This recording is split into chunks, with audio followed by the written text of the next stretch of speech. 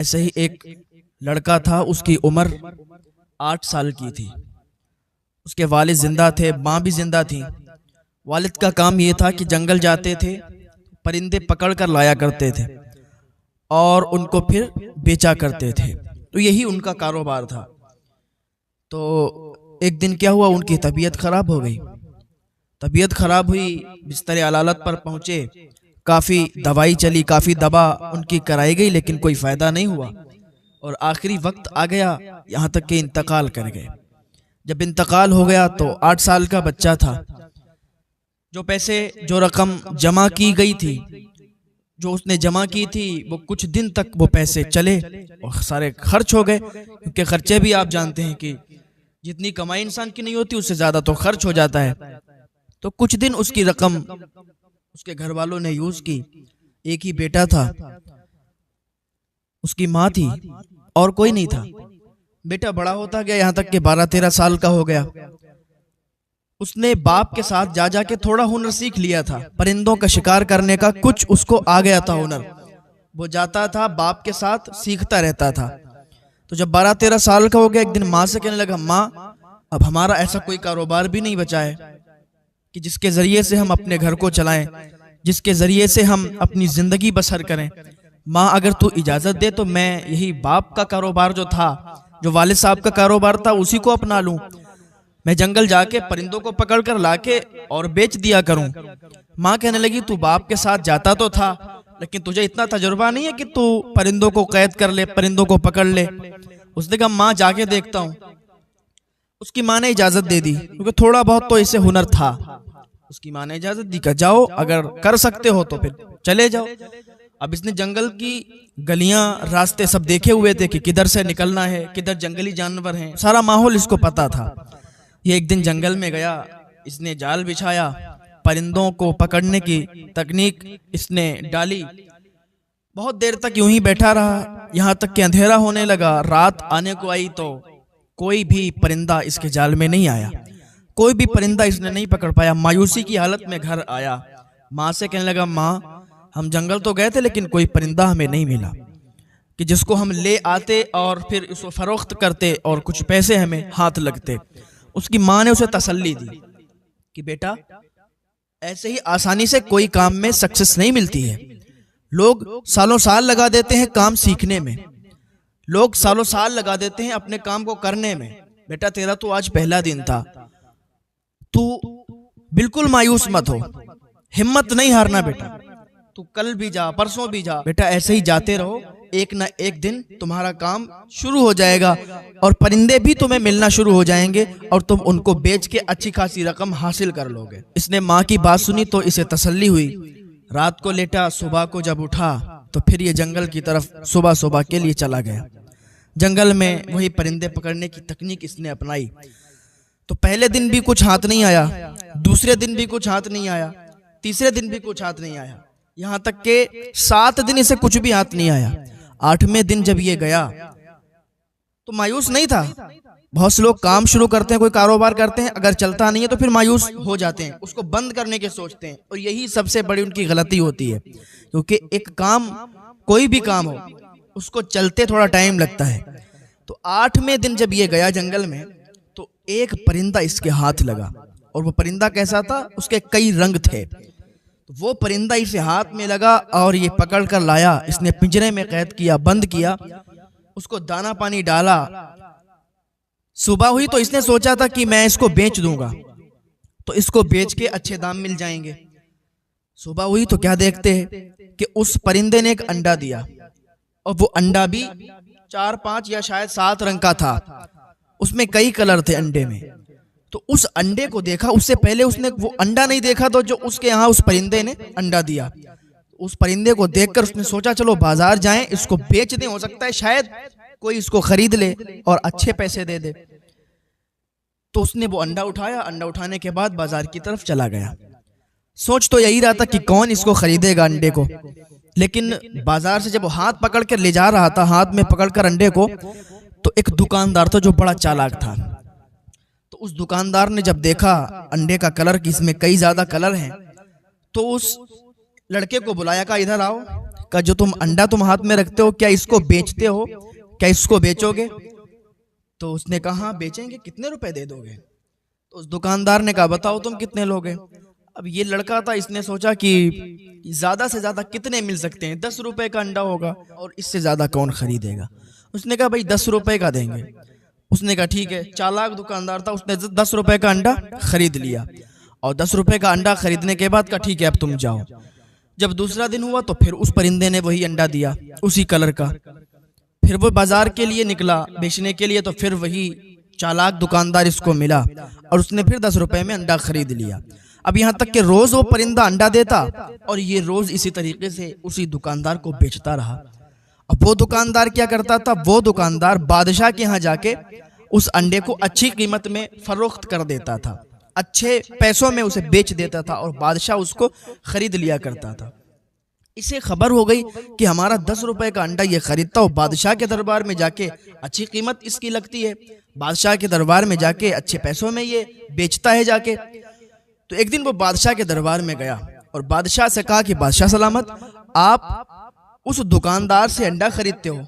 कहा मैं खरीदता हूँ। कहा वो 10 रुपए का अंडा खरीदता है और आपको इतना ज्यादा महंगा बेचता है, तो क्यों ना आप डायरेक्ट मुझसे खरीद लिया करें अंडा। अगर आप मुझसे वो अंडा खरीदेंगे तो हमें ही फायदा होगा, हमारा परिंदा है, हम उसको 10 रुपए में जाके बेचते हैं, वो आपको ज्यादा में आके देता है, तो फायदा तो सारा उसको होता है, हमें तो कोई फायदा नहीं होता है। तो बादशाह ने कहा तुम्हारी बात तो ठीक है, तो तुम ही अंडा आके और यहाँ पहुंचाते रहना। उसने कहा ठीक है। अच्छा, चालाक दुकानदार को पता चला कि इसने ऐसा ऐसा किया, बादशाह के पास गया, मेरी शिकायत की कि मैं उसको महंगा अंडा देता हूँ, 10 रुपए का खरीदता हूँ। ये सारा मामला जब इसको पता चला तो ये जल गया, इसको बड़ा गुस्सा आया। अब ये बादशाह के पास गया और कहने लगा बादशाह सलामत। बादशाह भी उसका दिमाग थोड़ा ऐसा ही था, बेवकूफ टाइप का बादशाह था। कहा बादशाह सलामत, आप रोज उससे अंडा खरीदेंगे तो क्यों ना सबसे बेहतर बात यह है कि उसका परिंदा ही आप ले लीजिए और पैसे भी मत दीजिए, आपकी ही मिल्कियत में तो है। और आप अगर उससे कहेंगे तो पैसों की कोई बात ही नहीं होगी, आपको तो फ्री वो ऐसे ही दे देगा के। हालांकि बादशाह के लिए कोई पैसों की और वो अंडे और उस परिंदे की कीमत बादशाह के लिए क्या माने रखती है, लेकिन वो कंजूस बादशाह था, बेवकूफ बादशाह था। उस चालाक दुकानदार की बात मान के कहा ठीक है, उसको दरबार में पेश किया जाए। उस लड़के को दरबार में पेश किया गया। कहा भाई तुम अपना परिंदा यहीं रख के जाओ, अपना परिंदा हमें दे के जाओ। अब बादशाह ने जब कह दिया था तो वो इनकार तो कर नहीं सकता था। कहा ठीक है हुजूर, जैसी आपकी मर्जी। लड़के ने क्या किया, वो परिंदा बादशाह को दे दिया। अब इस लड़के के पास एक ही आमदनी का जरिया था, वो परिंदा था, वो भी बादशाह ने ले लिया। अब ये फिर खाली हाथ। अब ये रोज जंगल में जाता, कोई परिंदा नहीं आता था। एक दिन गया तो बेहतर तरीके से इसने अपना काम शुरू किया और बढ़िया तरीके से जाल बना के ले गया, तो काफी परिंदे फंसे। तो वो फिर उसने बाजार में जब फरोख्त करना शुरू किए तो अच्छी कीमत मिली। दूसरे दिन गया और ज्यादा फंसे। इसी तरीके से इसका कारोबार बहुत ऊंचा चला गया और बहुत अच्छा ये मुनाफा भी इसको मिलता गया। तो काफी अच्छा काम चलने लगा। रोज जाता जंगल में परिंदे लाता और रोज फरोख्त करता। शहर में मशहूर हो गया, किसी को भी कोई परिंदे की जरूरत होती थी वो इसके पास आ जाता था, मांगता था, उसको अच्छी कीमत में बेच दिया करता था। इसका कारोबार बहुत ऊंचा चला गया था। अच्छा, जो दुकानदार था वो जलने लगा, उसको हसद हो गया। वो चालाक दुकानदार जलने लगा तो बादशाह के पास गया और बादशाह से शिकायत की कि बादशाह सलामत, ये जो परिंदा आपने लिया है, ऐसा परिंदा अगर एक और आपको मिल जाए तो बहुत बेहतर होगा, और ये 2 परिंदे होंगे तो फिर अच्छा लगेगा। तो बादशाह बेवकूफ था, उसने कहा हाँ बात तो तुम्हारी सही है। कहा उसको दरबार में पेश किया जाए। उस लड़के को फिर दरबार में बुलाया गया। बादशाह ने कहा कि देखो ऐसा परिंदा हमें चाहिए और 40 दिन के अंदर हमें ये परिंदा चाहिए, वरना तुम्हें और तुम्हारी माँ को, तुम्हारी वालिदा को कत्ल करवा दिया जाएगा। लड़का था, डर गया। कहा ठीक है, 40 दिन के अंदर आपको परिंदा लाएंगे। लड़का बहुत परेशान हुआ, घर आके बड़ा मायूस, बड़ा उदास हो गया। माँ से कहने लगा माँ ऐसी शर्त बादशाह ने रख दी है। माँ ने कहा बेटा उदास मत हो, और जब माँ दुआ कर दे तो फिर बात ही क्या है, माँ बाप की दुआओं में बड़ा असर होता है। माँ ने कहा बेटा परेशान मत हो, जा इंशाअल्लाह तेरा काम हो जाएगा और 40 दिन से पहले ही तुझे वो परिंदा भी मिल जाएगा। माँ ने दुआ कर दी थी, टेंशन ही खत्म हो गई। लड़का जंगल में गया, जाता रहा और परिंदे तो आ जाते थे, लेकिन वैसा परिंदा मिलना बड़ा मुश्किल था। एक दिन इसने जाल लगाया और वही परिंदा जो इसने पहले इसके जाल में फंसा था वही जो अंडा देता था, कलर उसका बदला बदला था, सेम वैसा ही परिंदा फिर फंस गया। इसने परिंदा पकड़ा और पकड़ने के बाद बादशाह की बारगाह में गया। कहा, लीजिए बादशाह सलामत, जैसा आपने हुक्म फरमाया था परिंदा वैसा ही मैं पकड़ के लाया हूँ। बादशाह ने परिंदा लिया, खुश हो गया। अभी ये चालाक जो दुकानदार था, इसने सोचा यार इसने इस शर्त को भी पूरा कर लिया, इस काम में भी ये आगे निकल गया। परिंदा पकड़ना तो बड़ा मुश्किल था, इसने ये भी कर दिया। चलो देखते हैं अब की ये क्या करेगा। वो दुकानदार आके बादशाह के पास फिर आया और कहने लगा, बादशाह सलामत, आपको पता है ये जो परिंदे लाके इसने आपको दिए हैं, ये परिंदे एक फूल होता है उसको सूंघते हैं। अगर 1 साल के अंदर उस फूल को इन्हें नहीं सूंघाया गया, इन्होंने उस फूल को नहीं सूंघा, तो फिर आपके ये परिंदे मर जाएंगे। बादशाह ने कहा, अच्छा फिर इसका इलाज क्या है? बादशाह सलामत सुनिए, एक बाग है, वो देव का बाग बोला जाता है, उसमें काला देव रहता है। उस जमाने में एक बाग था, उसमें मशहूर था कि काला देव रहता है। का बादशाह सलामत, उसी बाग में वो फूल है और वो फूल एक ही बंदा तोड़ के ला सकता है, और वो है ये परिंदे वाला, इसके अलावा कोई भी ला नहीं सकता है।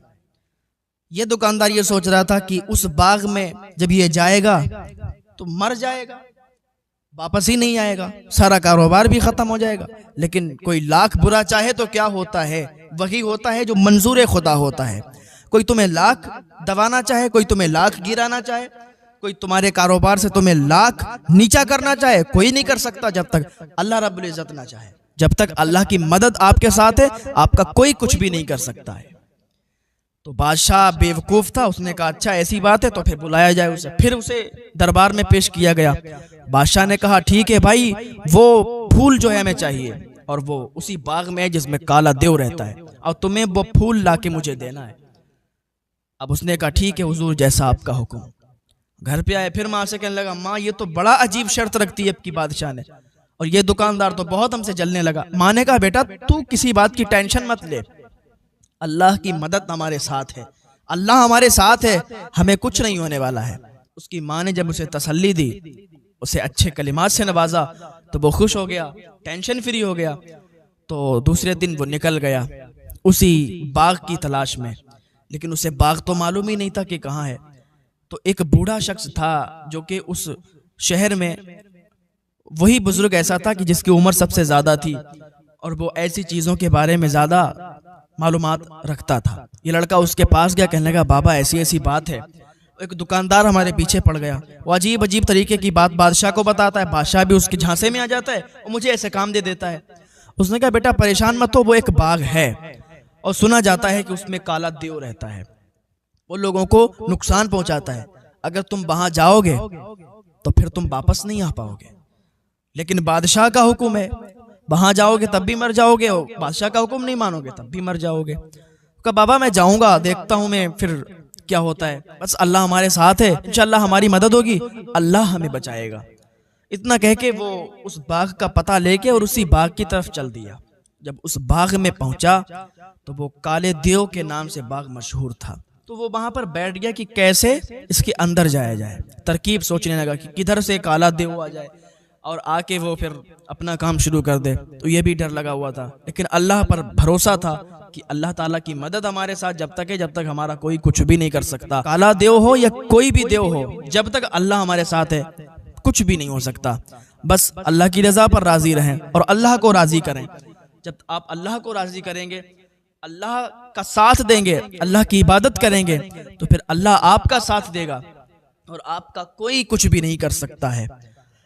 वो अंदर दाखिल हुआ बाग के, सोच रहा था कि कहीं किधर से भी आना जाए, तो डरते डरते इधर उधर से जाके छुपते छुपते वो एक उसके अंदर मकान बना हुआ था, उसमें कई कमरे थे, तो एक कमरे के अंदर दाखिल हो गया। जैसे ये कमरे के अंदर दाखिल हुआ और दाखिल होने के बाद उसमें देखा तो एक रोने की आवाज आ रही थी, कोई रो रहा था, आवाज बहुत तेज आ रही थी। उस आवाज के करीब वो शख्स बढ़ा, वो लड़का उस आवाज के करीब बढ़ा तो वहां कोई नहीं था। उसने सोचा ये शैतानी खलल है, लेकिन फिर आवाज आने लगी तो और करीब बढ़ा तो देखा कि वहां पर एक कालीन बिछी हुई है, लेकिन था कोई नहीं। कालीन हटाई तो कालीन हटाने के बाद क्या देखता है कि अंदर एक दरवाजा है, उसने दरवाजे को खोला। दरवाजा खोलने के बाद उसमें एक जीना था। उस जीने पर पैकड़ियों के राह नीचे उतरा। फिर उसके अंदर एक कमरा बना हुआ था। फिर उसमें भी एक दरवाजा था। उस दरवाजे को खोला। बहुत डर रहा था। डरते डरते उसके अंदर दाखिल हुआ तो क्या देखता है कि एक लड़की जो कि वहां पर उल्टी लटकी हुई है, बंधी हुई है, उसके बाल भी बंधे हुए हैं और वो चीख रही है, रो रही है। लड़की ने जैसे ही देखा, कहा तुम कौन हो, यहाँ कैसे आए हो? उसने कहा मैं इंसान हूं, मैं यहाँ पर एक फूल तलाश करने आया हूं, बस यूं ही ढूंढता ढूंढता आ गया इधर, और तुम्हारे रोने की आवाज आई तो मैंने सोचा हो सकता है शैतानी खलल हो, लेकिन फिर आवाज आई तो मैं ढूंढता ढूंढता यहाँ पर आ गया। आप कैसे यहाँ पर हो? कहा मुझे वो जिन कैद करके लाया है, मुझे वो देव यहाँ पकड़ कर लाया है और उसने यहाँ बांध कर रखा है। रोज वो परेशान करता है, टॉर्चर करता है, वो जिन हमें यहाँ कैद करके गया है। तो तुम अगर अल्लाह के नेक बंदे हो तो यहाँ से मुझे छुटा के ले चलो। उसने कुरान पाक की आयतें पढ़ना शुरू की और उसको वहां से छुटाया। उसको रस्सियों से जो जकड़ी हुई थी उसको खोला और अपने साथ उसको बाहर निकाल कर लाया। तो लड़की बोली कि तुम्हें वो फूल चाहिए, मैं तुम्हें वो फूल लाके दूंगी, इसी बाग के अंदर है और मैं यहाँ कई अरसे से मौजूद हूँ, मुझे इस बाग के बारे में एक एक बात का मालूम है कि कहाँ क्या चीज है। तो वो गई और वो एक फूल तोड़ के लाई। लाने के बाद उसको दिया जो उस फूल की तलाश में था। वो फूल को लेने के बाद वो कहती है मुझे भी यहाँ से बाहर ले चलो। तो लड़के ने उस लड़की को साथ में लिया और वहां पर घोड़े वगैरह भी बंधे हुए थे। घोड़ों को खोला और खोलने के बाद वो दरवाजे से, अब दरवाजा भी बहुत बड़ा था, उसे मालूम था कि किस तरीके से ये दरवाजा खुलता है। उस लड़की ने दरवाजा खोला और दोनों साथ में वापस आए। जब घर पहुंचे, जब अपने शहर आए तो उनके दिल में दिल पड़ा, जान में जान आई और अल्लाह का शुक्र अदा किया कि या अल्लाह तूने हमें बचा लिया, तूने हमारा साथ दिया, और शुक्राने की नमाज भी अदा की। भूख दोनों की लगी थी, माँ ने दोनों को खाना खिलाया, अल्लाह का शुक्र अदा किया। जब तक वो बादशाह के सिपाही भी आ गए और कहने लगे कि तुम फूल लेके आए हो या नहीं लेके आए हो। ये बड़ा परेशान हो गया था, कहाँ फूल लेके आया हूँ। बादशाह के दरबार में पेश किया गया, बादशाह को फूल दिया गया। जब फूल बादशाह को इसने दे दिया तो फिर बादशाह से अर्ज करने लगा कि बादशाह सलामत, ये जो दुकानदार शख्स है ये मुझसे जलता है, ये मुझसे हसद रखता है, इसीलिए ये बड़ी बड़ी आजमाइशों में मुझे डाल देता है, वरना उस काले देव के बाग में मैं कैसे जा सकता हूँ, उस परिंदे को दोबारा मैं कैसे पकड़ सकता हूँ। बादशाह सलामत, ये शख्स जो है मुझे आजमाइशों में डालता है, लेकिन मेरा अल्लाह मुझे आजमाइश से बाहर निकालता है, मेरा अल्लाह मेरा साथ देता है। तो बादशाह सलामत ने जब इसकी ये बात सुनी तो बहुत खुश हुआ, ये अल्लाह ताला का वाकई नेक बंदा है और जो भी बात मैंने इससे कही इसने पूरी की, जो भी काम इसको दिया इसने उसको अंजाम दिया। बादशाह उससे खुश हुआ, उससे काफी दौलत से नवाजा और जो वो दुकानदार था चालाक, उसको कैद खाने में डलवा दिया। तो अल्लाह ताला की आजमाइशें आ जाती हैं, इंसान उन आजमाइशों में खरा उतर जाए। आजमाइशें आ जाती हैं तो उस टाइम इंसान सब्र करे। सब्र का फल बताया जाता है मीठा होता है, तो सब्र का फल मीठा ही होता है। इंसान को अगर सब्र करना आ जाए तो समझो कि वो कामयाब है।